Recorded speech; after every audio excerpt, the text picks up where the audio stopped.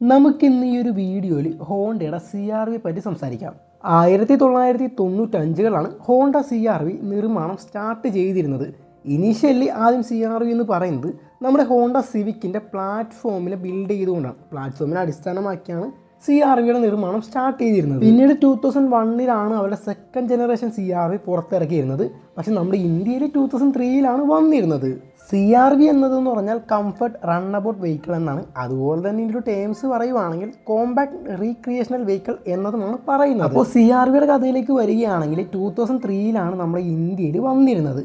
ഇത് യഥാർത്ഥത്തിൽ പറയുവാണെങ്കിൽ 7th ജെൻ സിവിക്കിനെ ആസ്പദമാക്കിയാണ് നിർമ്മാണമൊക്കെ തുടങ്ങിയിരുന്നത്. അതുപോലെ തന്നെ പറയുവാണെങ്കിൽ ജപ്പാനിൽ നിന്നും CBU ഇറക്കുമതിയായിരുന്നു CR-V എന്ന് പറയുന്നത്. ആ ഒരു ടൈമിൽ ഏകദേശം 13 ലക്ഷം രൂപയായിരുന്നു ഈ ഒരു വാഹനത്തിൻ്റെ വില വന്നിരുന്നത്. ഈ ഒരു വാഹനത്തിൻ്റെ ഡിസൈനെ കുറിച്ച് പറയുവാണെങ്കിൽ വളരെ രസകരമായിട്ടായിരുന്നു രൂപകൽപ്പന ചെയ്തിരുന്നത്.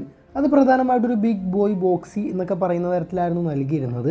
കൂടുതൽ സ്പോർട്ടിയറായിട്ടായിരുന്നു അനുഭവപ്പെട്ടിരുന്നത്. അതിൻ്റെ കാരണം എന്ന് പറയുന്നത് വണ്ടിയുടെ ആ ഒരു ലോവർ പോർഷനിലൊക്കെ നൽകിയിരിക്കുന്ന ആ ഒരു ബ്ലാക്ക് പ്ലാസ്റ്റിക് ക്ലാഡിംഗ് ഒക്കെ തന്നെയായിരുന്നു. അത് ഈ ഒരു വണ്ടിക്ക് വളരെ റഗ്ഗഡ് ആയിട്ടുള്ള ലുക്കായിരുന്നു നൽകിയിരുന്നത്. അതുപോലെ തന്നെ പറയുവാണെങ്കിൽ ഈ ഒരു വാഹനത്തിന് ഒരു 2-way ടെയിൽ ഗേറ്റ് ഓപ്പണിംഗ് ആയിരുന്നു നൽകിയിരുന്നത്. ഒന്ന് സാധാ ഡോറ് പോലെ തുറക്കുന്നതും അതുപോലെ തന്നെ വിൻഡോ നമുക്ക് സെപ്പറേറ്റ് ആയിട്ട് തുറക്കുന്ന തരത്തിലായിരുന്നു നൽകിയിരുന്നത്. ഈ ഒരു വാഹനത്തിന് കരുത്ത് പകരുന്നത് ഒരു 2 ലിറ്റർ IVTEC പെട്രോൾ യൂണിറ്റ് ആയിരുന്നു. ഇത് ഏകദേശം 138 bhp കരുതും അതുപോലെ തന്നെ 185 Nm ഓഫ് ടോർക്കുമായിരുന്നു പ്രൊഡ്യൂസ് ചെയ്തിരുന്നത്. ആദ്യ കാലഘട്ടങ്ങളിൽ ഈ ഒരു വാഹനത്തിന് ഒരു 4 സ്പീഡ് ഓട്ടോമാറ്റിക് ട്രാൻസ്മിഷൻ മാത്രമായിരുന്നു ലഭ്യമായിരുന്നത്. അതുപോലെ തന്നെ വാഹനത്തിന് സേഫ്റ്റിയുടെ കാര്യമായിട്ട് SRS എയർ ബാഗ്സും അതുപോലെ തന്നെ ABS, EBD തുടങ്ങിയ നിരവധി ഫീച്ചേഴ്സൊക്കെ ഈ ഒരു വാഹനം സജ്ജീകരിച്ചിരുന്നു. ഈ ഒരു വാഹനത്തിൻ്റെ ഉൾവശത്തോട്ട് കിടക്കുകയാണെങ്കിൽ അവിടെ ഏറ്റവും രസകരമെന്ന് പറയുന്നത് ഈ ഒരു വാഹനത്തിൻ്റെ ഹാൻഡ് ബ്രേക്കിൻ്റെ ആ ഒരു പൊസിഷൻ തന്നെയായിരുന്നു. അത് വളരെ രസകരമായിട്ടായിരുന്നു നൽകിയിരുന്നത്. അതുപോലെ തന്നെ പറയുവാണെങ്കിൽ ഗിയർ ഷിഫ്റ്റേഴ്സ്, ഓട്ടോമാറ്റിക് ട്രാൻസ്മിഷൻ്റെ ആ ഒരു ഗിയർ ഷിഫ്റ്റേഴ്സ് സ്റ്റിയറിങ്ങിൻ്റെ അടുത്തായിട്ടായിരുന്നു നൽകിയിരുന്നത്. ഹാൻഡ് ബ്രേക്കിൻ്റെ കാര്യം പറയുവാണെങ്കിൽ അതൊരു എയർക്രാഫ്റ്റിൻ്റെ ജോയിസ്റ്റിക്കൊക്കെ പോലെ തന്നെയായിരുന്നു നൽകിയിരുന്നത്. അങ്ങനെ 2004ലായിരുന്നു ഈ ഒരു വാഹനത്തിൽ കുറച്ച് ചേഞ്ചൊക്കെ നൽകിക്കൊണ്ട് പുറത്തിറക്കിയിരുന്നത്. 14 ലക്ഷം മുതൽ 15 ലക്ഷം എന്നീ വിലയിലായിരുന്നു ഈ ഒരു ഫേസ് ലിഫ്റ്റഡ് പതിപ്പ് വന്നിരുന്നത്. ഇത്തവണ ഈ ഒരു വാഹനത്തിൻ്റെ എക്സ്റ്റീരിയറിൽ റീഡിസൈൻ ചെയ്ത ഹെഡ് ലാമ്പും അതുപോലെ തന്നെ ക്രോം ഫ്രണ്ട് ഗ്രില്ലൊക്കെ ആയിരുന്നു നൽകിയിരുന്നത്.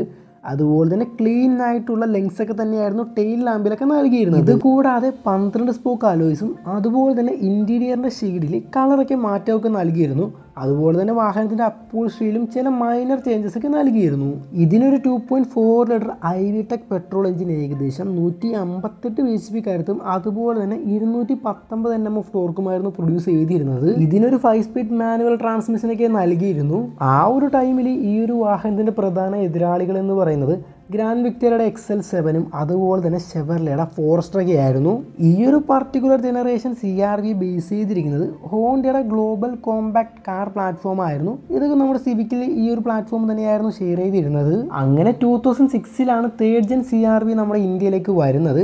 ഈ ഒരു വാഹനം 17 ലക്ഷം രൂപ മുതൽ 18 ലക്ഷം രൂപ എന്നീ വിലയിലായിരുന്നു വന്നിരുന്നത്. പക്ഷേ പ്രൈസ് വളരെയധികം കൂടുതലായിരുന്നു. കാരണം എന്ന് പറയുന്നത് ഇമ്പോർട്ട് ഡ്യൂട്ടീസ് തന്നെയായിരുന്നു. അത് ഈ ഒരു വാഹനം CBU ഇറക്കുമതി ആയതിനാൽ തന്നെയാണ് വില കൂടാനുള്ള കാരണം വന്നിരുന്നത്. പക്ഷേ ഈ ഒരു വാഹനം ഒരു റഫ് ആൻഡ് ടഫ് ആയിട്ടുള്ള SUV എന്നതിനേക്കാൾ കൂടുതൽ ഒരു ക്യൂട്ടായിട്ടുള്ള SUV ആയി തന്നെയായിരുന്നു മാറുക ചെയ്തിരുന്നത്. അതിലേറെ രസകരം എന്ന് പറയുന്നത് വാഹനത്തിൻ്റെ ആ ഒരു ഫ്രണ്ട് എൻഡ്, അതിൽ പ്രധാനമായും നൽകിയിരിക്കുന്ന ആ ഒരു സ്പ്ലിറ്റ് ഗ്രില്ലും അതുപോലെ തന്നെ ലാർജ് സൈസ് ചെയ്തിരിക്കുന്ന ആ ഒരു പ്രൊജക്റ്റഡ് ഹെഡ് ലാമ്പ് യൂണിറ്റൊക്കെ തന്നെയായിരുന്നു. ഈ ഒരു വാഹനം കൂടുതൽ ക്യൂട്ടാക്കുന്നതിൻ്റെ ഭാഗമായി വാഹനത്തിൻ്റെ ആ ഒരു ടെയിൽ ഗേറ്റിലുണ്ടായിരുന്ന ആ ഒരു സ്പെയർ വീല് ഇത്തവണ വാഹനത്തിൻ്റെ അടിയിലേക്കായിരുന്നു റീലൊക്കേറ്റ് ചെയ്തിരുന്നത്. അങ്ങനെ ഈ ഒരു വാഹനം മൊത്തത്തിൽ വണ്ടി ഒന്നും കൂടി ചെത്തി മിനുക്കി മിടുക്കനാക്കി എന്ന് വേണമെങ്കിൽ പറയാം. അത് വാഹനത്തിൻ്റെ ഫ്രണ്ട് സൈഡും അതുപോലെ തന്നെ ബാക്ക് സൈഡ് എങ്ങനെ എല്ലാ ഭാഗവും വളരെ മനോഹരമാക്കി. ഇനി ഇൻസൈഡിലേക്ക് കടക്കുകയാണെങ്കിൽ അവിടെ ക്യാബിൻ ഒന്നും കൂടി ലക്ഷറീസും അതുപോലെ തന്നെ ഹൈ ക്വാളിറ്റി മെറ്റീരിയലൊക്കെ ആയിരുന്നു ഉപയോഗിച്ചിരുന്നത്. അതുപോലെ തന്നെ സ്റ്റിയറിംഗ് വീലൊക്കെ ഒന്നും കൂടി സമൃദ്ധമാക്കി എന്നും പറയാം. അതുപോലെ തന്നെ ഇത്തവണ നമ്മൾ ഹാൻഡ് ബ്രേക്കിൽ ഈ വാഹനത്തിൽ ഒന്നും കൂടി വിമാനത്തെ സൂചിപ്പിക്കുന്ന തരത്തിലായിരുന്നു ഡിസൈനൊക്കെ നൽകിയിരുന്നത്. പക്ഷേങ്കിൽ ഈ ഒരു വാഹനത്തിന് പെട്രോൾ എഞ്ചിൻ മാത്രമേ ഉണ്ടായിരുന്നുള്ളൂ.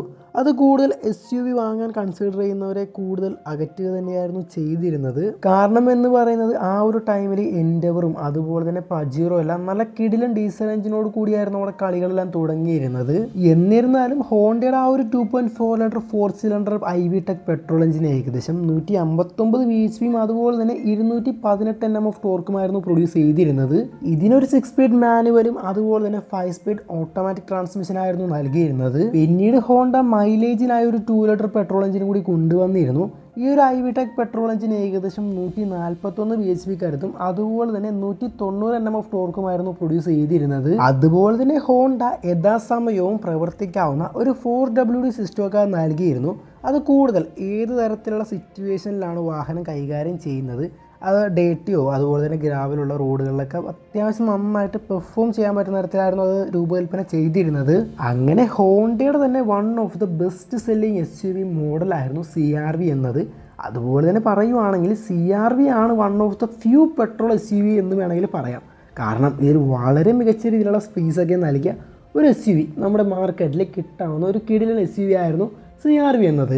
നമ്മുടെ മാർക്കറ്റിൽ വളരെ സ്ട്രോങ് ആയിട്ടുള്ള ഡീസൽ കോമ്പറ്റീഷൻ ഉണ്ടായിരുന്ന സമയത്ത് പോലും വളരെ മികച്ച രീതിയിലുള്ള പെർഫോമൻസും അതുപോലെ തന്നെ സെയിൽസ് സർവീസ് എല്ലാം കാഴ്ചവെച്ചതാണ് ഹോണ്ടയുടെ വാഹനങ്ങൾ എന്നത്. ഹോണ്ട ഈ ഒരു വാഹനം കൊണ്ട് പ്രധാനമായി ലക്ഷ്യമിട്ടത് നമ്മുടെ ഇന്ത്യയിൽ പ്രീമിയം കാർ മാർക്കറ്റ് പിടിക്കുക എന്നതായിരുന്നു. പിന്നീട് നമ്മുടെ മാർക്കറ്റിൽ ഫോർച്യൂണറും അതുപോലെ തന്നെ എൻഡവറുടെയൊക്കെ ഫേസ് ലിഫ്റ്റഡ് മോഡലൊക്കെ വന്നപ്പോൾ CR-Vയുടെ വിൽപ്പന വളരെ സ്ലോ ഡൗൺ ആയി കുറഞ്ഞുകൊണ്ടിരുന്നു. അങ്ങനെ ഹോണ്ട 2009 CR-Vയുടെ അപ്ഡേറ്റഡ് വെർഷനൊക്കെ പുറത്തിറക്കി. ഇതിന് 2 ലിറ്റർ 2WDയും അതുപോലെ തന്നെ 2.4 ലിറ്റർ മാനുവലും ഓട്ടോമാറ്റിക്കും റിയൽ ടൈം 4 വീൽ ഡ്രൈവോട് കൂടിയ പതിപ്പുകളായിരുന്നു നൽകിയിരുന്നത്. 21 to 24 ലക്ഷം രൂപ എന്നീ വിലയിലായിരുന്നു വന്നിരുന്നത്. കൂടാതെ ഈ ഒരു വാഹനത്തിന്റെ ഇന്റീരിയർ കളർ തീമൊക്കെ ഒന്നുകൂടെ ബ്രൈറ്റർ ആക്കിയിരുന്നു. മാത്രമല്ല 6 എയർ ബാഗ് ഒക്കെ ആയിരുന്നു നൽകിയിരുന്നത്. അതുപോലെ തന്നെ എല്ലാവർക്കും ഇഷ്ടപ്പെടുന്ന തരത്തിലായിരുന്നു CR-V എന്ന് പറയുന്നത്. പക്ഷെങ്കിൽ വിൽപ്പന വീണ്ടും കുറവിലേക്കായിരുന്നു വന്നിരുന്നത്. കാരണം എന്ന് പറയുന്നത് എതിരാളികൾ കൂടുതൽ ശക്തമായിരുന്നു. അങ്ങനെ 2011 CR-Vയുടെ 4th Gen പതിപ്പ് വന്നിരുന്നത്. പക്ഷേങ്കിൽ നമ്മുടെ ഇന്ത്യയിൽ 2013 കൊണ്ടുവന്നിരുന്നത്. ഇത് മുൻതലമുറയിൽ നിന്നും വളരെ വ്യത്യസ്തമായിരുന്നു. കാരണം ഇത് തായ്ലാൻഡിൽ നിന്നും ഇറക്കുമതി ചെയ്ത് CKD കിറ്റുകളായിട്ടായിരുന്നു നിർമ്മിച്ചിരുന്നത്. പിന്നെ പറയുവാണെങ്കിൽ ഈ ഒരു മോഡൽ CR-V മുമ്പത്തെ മോഡലുകളെക്കാൾ അപേക്ഷിച്ച് കൂടുതൽ ബ്രില്യൻ്റ് ആയിരുന്നു. ഈ ഒരു മോഡലിൻ്റെ വീൽ ബേസ് എല്ലാം മുമ്പത്തെ മോഡലുകളെ പോലെ തന്നെ സിമിലറും അതുപോലെ തന്നെ ഹൈ മൗണ്ടഡ് ചെയ്തിരിക്കുന്ന ടെയിൽ ലാമ്പ് എല്ലാം പഴയ മോഡലിനെ സൂചിപ്പിക്കുക തന്നെയായിരുന്നു ചെയ്തിരുന്നത്. ഇന്റീരിയറിലേക്ക് കടക്കുകയാണെങ്കിൽ അവിടെ വളരെ സിമ്പിളും അതുപോലെ തന്നെ ക്ലാസിയുമായിരുന്നു. വളരെ മികച്ച രീതിയിലുള്ള ഒരു ക്വാളിറ്റി മെറ്റീരിയൽസ് ഒക്കെ തന്നെയായിരുന്നു ഉപയോഗിച്ചിരുന്നത്. അത് വളരെ മികച്ച രീതിയിൽ ഫിറ്റ് ആൻഡ് ഫിനിഷ് ആയിരുന്നു. ഇതിന്റെ ടോപ്പ് സ്പെക്കിൽ HID ഹെഡ് ലാംപ്സ് ഒക്കെ ആയിരുന്നു വാഗ്ദാനം ചെയ്തിരുന്നത്. അതുപോലെ തന്നെ ഇതിന്റെ ക്യാബിൻ വളരെ വൈഡർ ആയിരുന്നു. ഫ്ലാറ്റ് ഫ്ലോറിൽ നിർമ്മിച്ചതിനാൽ 5 പേർക്ക് അനായാസമായി സുഖ സൗകര്യത്തോടു കൂടി യാത്ര ചെയ്യാൻ പറ്റുമായിരുന്നു. ഇതിനും 2 എഞ്ചിൻ ഓപ്ഷനുകളായിരുന്നു നൽകിയിരുന്നത്. ഒരു 2 ലിറ്റർ SOHC IV-ടെക്കും അതുപോലെ തന്നെ 2.4 ലിറ്റർ IV-ടെക് എഞ്ചിനുമായിരുന്നു നൽകിയിരുന്നത്. അങ്ങനെ വളരെ തെറ്റില്ലാത്ത രീതിയിൽ ഈ ഒരു മിശ്രിതം ഇന്ത്യയിൽ നന്നായി ഇഷ്ടപ്പെട്ടു വരികയായിരുന്നു. അങ്ങനെ 2016 5th Gen പതിപ്പ് ഗ്ലോബലിനെ കൊണ്ടുവന്നിരുന്നത്. പക്ഷെ നമ്മുടെ ഇന്ത്യയിൽ 2018 വന്നിരുന്നത്. ഈ ഒരു തലമുറയായിരുന്നു ഹോണ്ട CR-Vയിൽ വളരെ വ്യത്യസ്തം കൊണ്ടുവന്നിരുന്ന പതിപ്പെന്ന് പറയാം. കാരണം ഇത്തവണ പുതിയ പ്ലാറ്റ്ഫോമും അതുപോലെ തന്നെ ആദ്യമായി ഡീസൽ പവർ ടെറൈൻ എല്ലാം കൊണ്ടുവന്നിരുന്നു.